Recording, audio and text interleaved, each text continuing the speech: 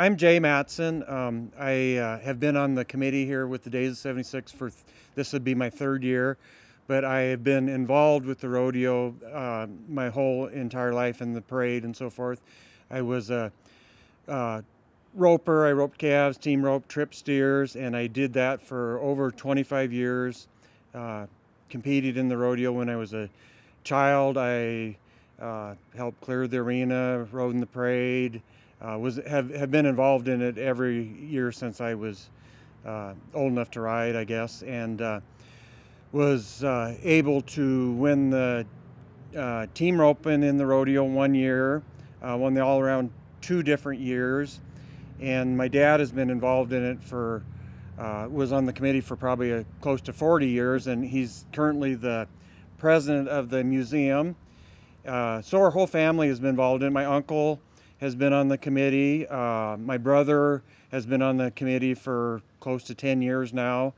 And then my son, Bodie, competes professionally and ropes at the rodeo. So our family's been involved with the Days of 76 and have been a part of it for all of my life anyhow. So. A couple of years ago, we celebrated the 100th year of the Days of 76 celebration. For the first few years, it didn't have an actual rodeo, but over the years, it's grown and grown. I have been on the committee for 38 years, and I figured I'd done my time. So I went off the committee, but I recall back when I went on the committee in the 1970s, we added approximately $2,500 to the purse for the cowboys, and now that amount is up over $100,000. In fact, we're one of the bigger rodeos in the area. In fact, we're into the large category as far as the PRCA is concerned now. We're the only rodeo in the whole country that has won the Rodeo of the Year honor from the PRCA in all three categories. And the categories are based upon the amount of the purse. But we won the small Rodeo of the Year. And then once we increased our purse, we moved into the medium category. We won the medium category for several years. Now we're in the large category and have won the award in that category also. Altogether, we've won that Rodeo of the Year from the PRCA, and this is the whole country. And it's nominated, and we were elected by the officials, but we've won that, I think, a total of 18 times, either a small, medium, or large. The museum, we had an old, actually barn down below here that we housed a lot of our horse-drawn vehicles and other history items that we had, as well as Don Clauser's collection, which is now in this museum. But in 2005, we formed a separate Days of 76 Museum Corporation, whose goal was to build this museum that you can see behind us now. Like I say, like Jay mentioned, I'm the president of Days of 76 Museum Inc. and have been ever since we formed it in 2005. We noticed when I was inside, we had our grand opening in June of 2012. So we've been, the museum has been around for about 12 years now. We raised, actually the museum ended up costing between $5.5 and $6 million. We raised that through contributions, and with the biggest contributor being the city of Deadwood with historic preservation funds. They were the largest contributor to the building of the museum, but we obtained other individual and corporate sponsors, as well as grants from from a couple of different entities.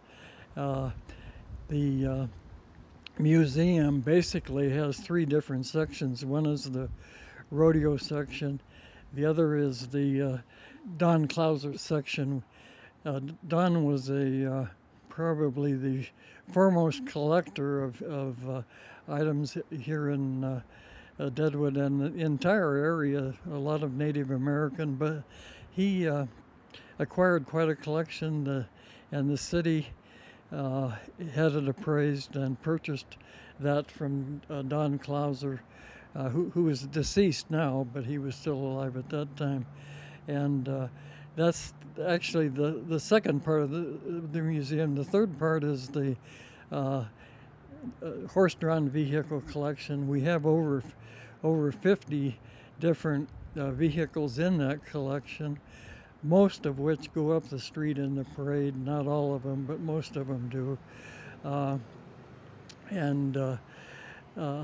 As far as my involvement at this time, it's mainly as the museum president, which is actually run by Deadwood History Incorporated, which under an agreement where they operate the museum for us as well as the other museums in Deadwood. That's Deadwood History, which was formed shortly or about the same time that the museum was completed. So just in my lifetime, watching what this rodeo has transformed into, when I was a kid, I can remember it was 3 perfs, 1 head in each event. And now today, we've grown to 5 perfs and 2 head in the timed events. Like Dad said, the added money has increased substantially, and we've grown from a small rodeo to one of the largest outdoor rodeos in the country. And we get all the top cowboys in the country in Canada to come to this rodeo based on the purse and the stock that we get. We have Birches from Gillette, Wyoming, have the rough stock, and then they get some subcontractors to bring in stock. Dan Mundorf from Oklahoma brings in the timed event cattle. And it's just grown to be one of the premier rodeos.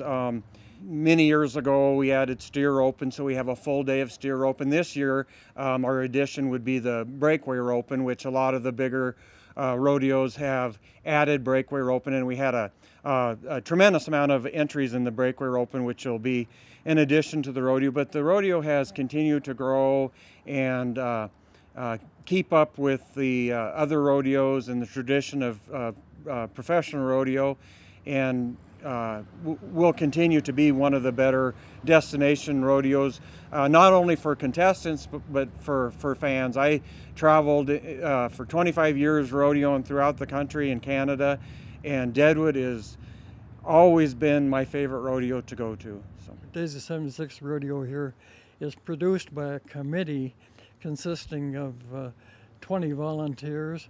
We have a new chairman each year, and at times people go off the committee, so new ones come on all the time. But it takes a lot of dedication, and we have had a lot of individuals who have spent an awful lot of time producing this rodeo.